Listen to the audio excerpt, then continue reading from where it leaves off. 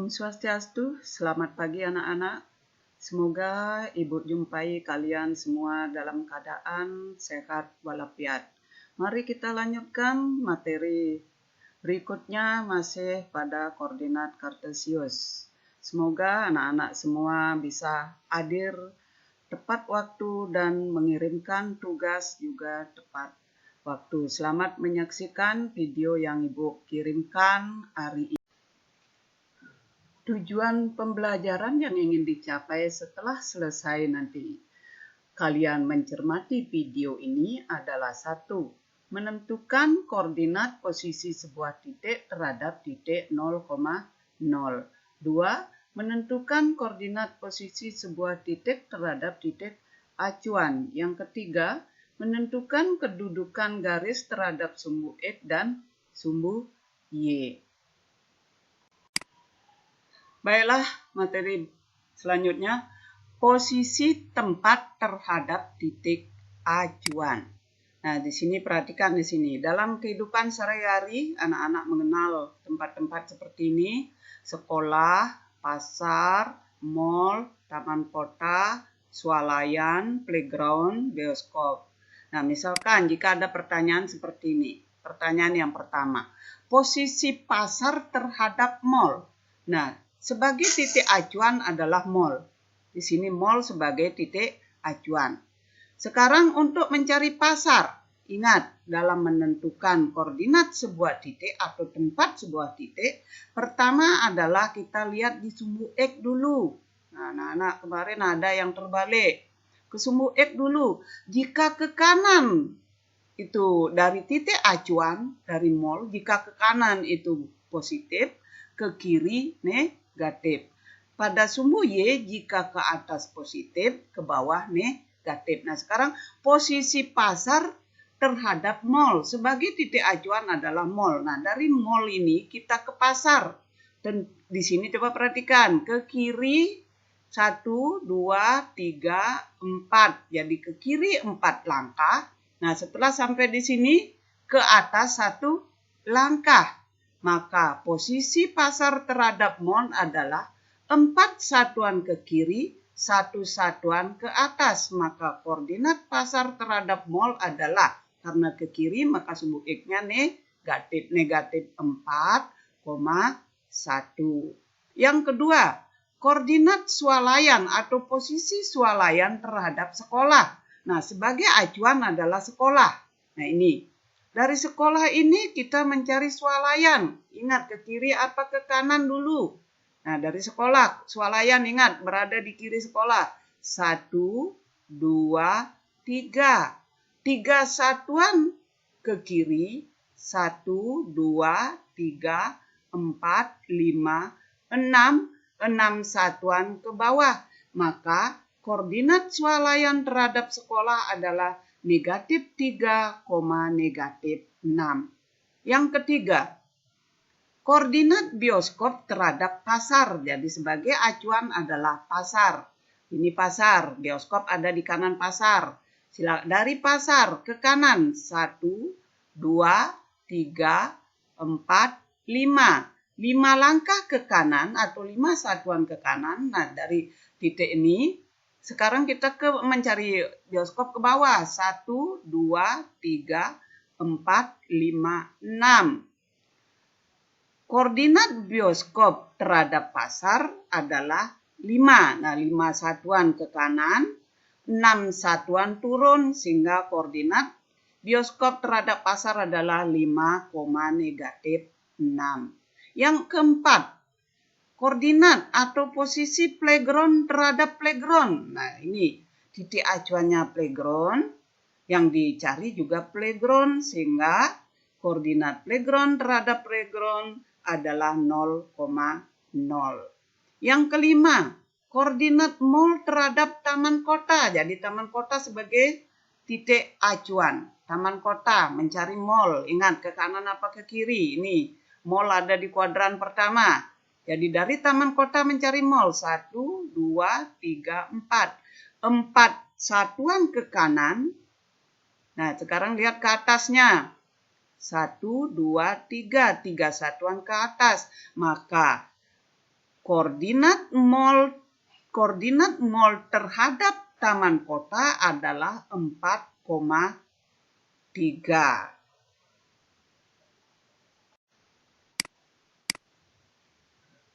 Ya, itu tadi, itu adalah contoh posisi atau koordinat tempat dalam kehidupan sehari-hari. Nah, kita sekarang Ibu jelaskan tentang posisi titik terhadap titik 0,0 pada bidang koordinat kartesius. Nah, perhatikan di sini dalam menentukan letak titik,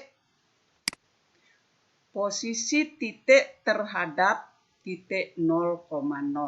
Nah, ini titik acuannya adalah 0,0 seperti biasa yang sering kalian buat kemarin waktu pertemuan yang pertama untuk koordinat. Sekarang yang pertama, posisi titik A terhadap titik 0,0. Posisi titik A, ini titik A terhadap 0,0. Ini 0,0 di sini ya. Kemarin ada anak-anak yang menggambar koordinat kartesius, sumbu X-nya lain nolnya, sumbu Y-nya lain nolnya. Kalau sudah dibuat seperti ini, sumbu X dan sumbu Y itu menjadi satu bidang koordinat kartesius, nolnya adalah bersatu di sini. Jadi titik ini adalah 0,0. Posisi titik A terhadap 0,0. Nah, ini ke kiri apa ke kanan? Tidak ke kiri dan tidak ke kanan. Jadi 0 satuan ke kanan atau ke kiri. Ke atas adalah 6 satuan. Maka koordinat titik A adalah 0,6. Yang kedua, koordinat titik B sebagai titik acuan 0,0 terhadap titik 0,0.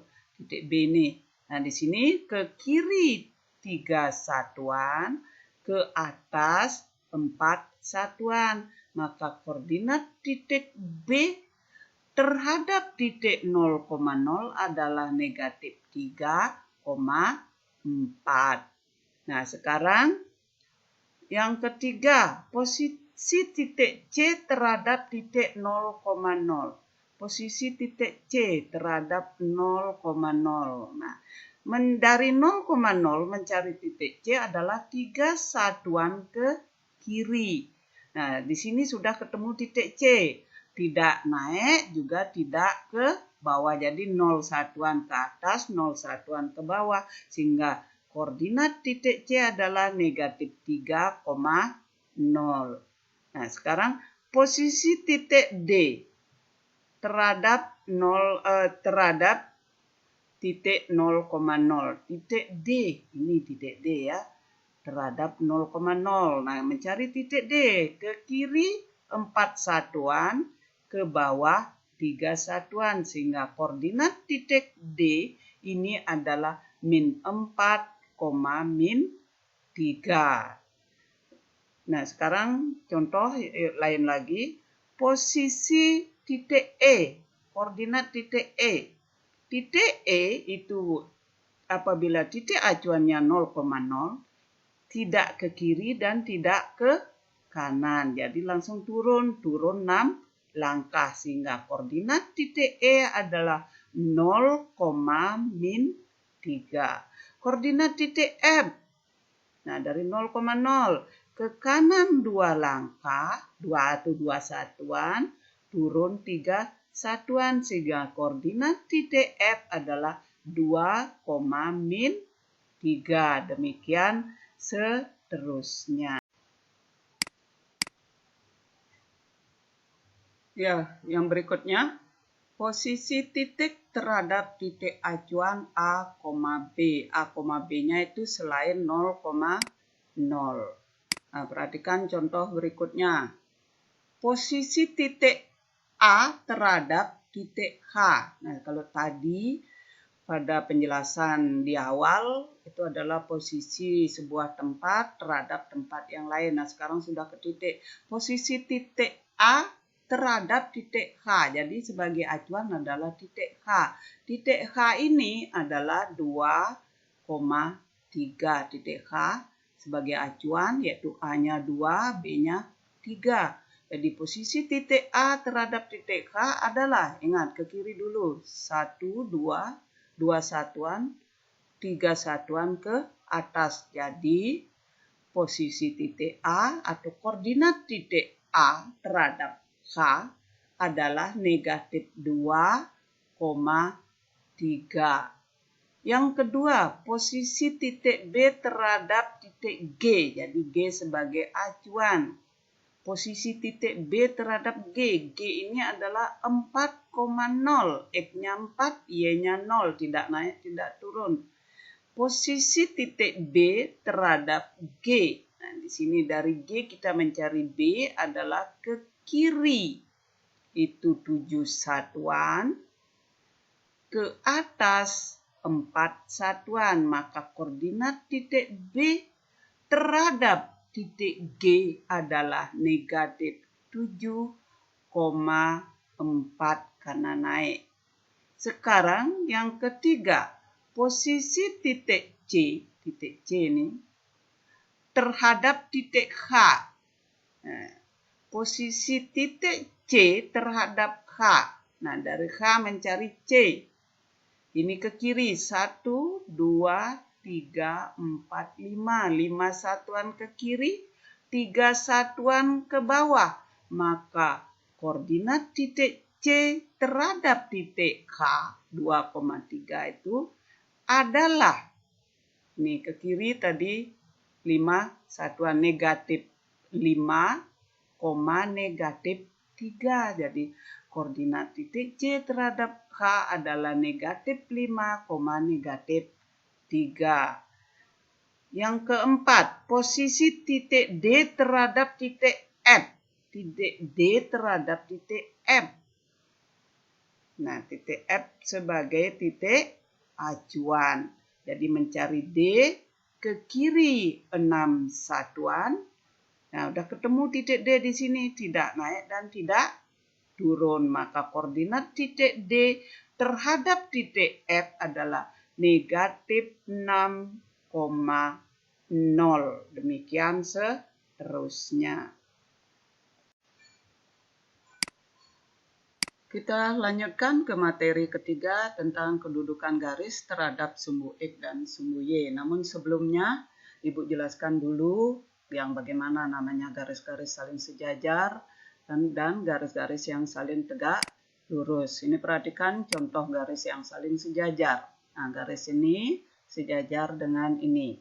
Ini apabila diperpanjang sepanjang-panjangnya tidak akan bertemu. Contoh lagi, nah ini adalah dua garis saling sejajar.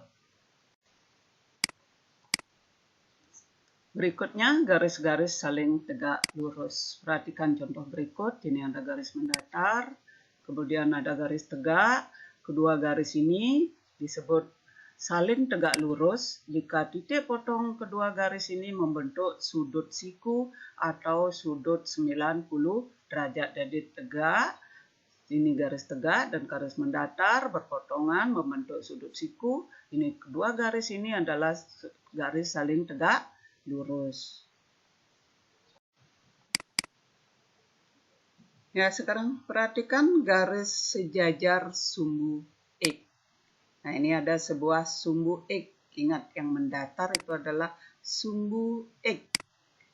Nah, ini yang tegak, ini sumbu Y atau ordinat, sumbu X atau absis.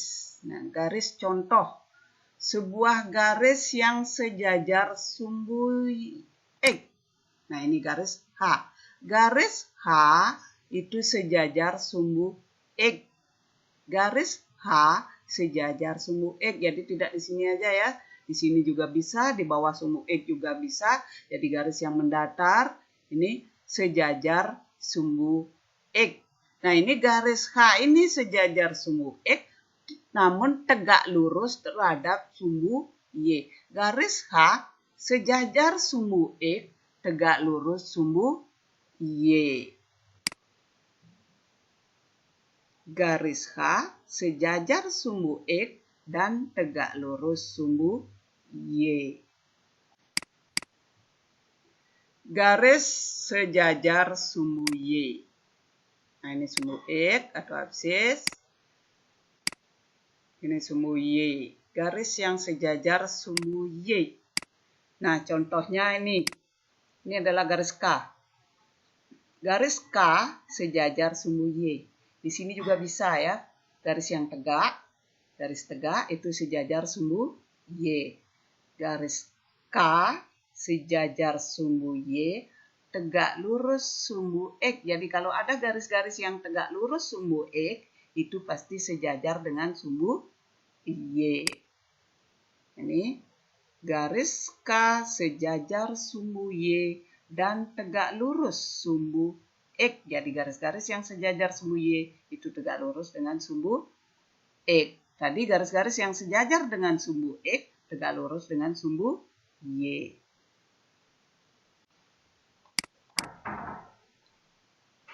Garis memotong sumbu X dan sumbu Y. Nah, ini sumbu X, ini sumbu Y. Salah satu contoh garis yang memotong sumbu X dan sumbu Y. Nah, ini contoh itu adalah garis G. Bu beri nama garis G. Garis G ini adalah memotong sumbu X, di sini titik potongnya, memotong sumbu Y di sini. Nah, perhatikan di sana. Memotong sumbu Y di 0,A. Jadi titik ini adalah titik A di sini ya. Memotong sumbu X di B,0. Nah, di sini titik B. Titik B-nya berapa? Misalkan 6 gitu. Titik A-nya misalkan 5 di sini. Banyak titik A ini, Y ini 5. Maka garis G memotong sumbu Y di 0,A. Atau seandainya ini 5 berarti 0,5. Seandainya ini 6 berarti 6,0. Nah, ini salah satu contoh garis yang memotong sumbu X di titik B,0 dan memotong sumbu Y di 0,A. Jadi ada juga ke sini bisa, di sini ke sini. Kalau gambar ke sini berarti memotong sumbu X di negatif. Umpamanya negatif B,0. Kalau di sini A, 0,A. Jadi ini salah satu contoh. Bisa di sini juga bisa ya. Memotong sumbu X dan sumbu Y. Di sini juga bisa. Nah, ingat kalau di kiri itu X-nya negatif. Kalau di bawah itu adalah Y-nya yang negatif. Ini adalah garis G memotong sumbu X di titik B,0 dan memotong sumbu Y di titik 0,A. Demikian penjelasan dari Ibu. Jika ada pertanyaan, silakan pertanyaan diajukan di WA Group. Sekarang silakan anak-anak kerjakan soal yang ada di buku paket. Ayo kita berlatih 2.2 halaman 56, soal nomor 1, nomor 2, dan nomor 8. Ayo berlatih 2.3 halaman 64, nomor 1, nomor 2, dan nomor 4. Demikian penjelasan dari Ibu. Silakan selamat bekerja. Ibu akhiri dengan parame Santi. Om Santi Santi Santi Om.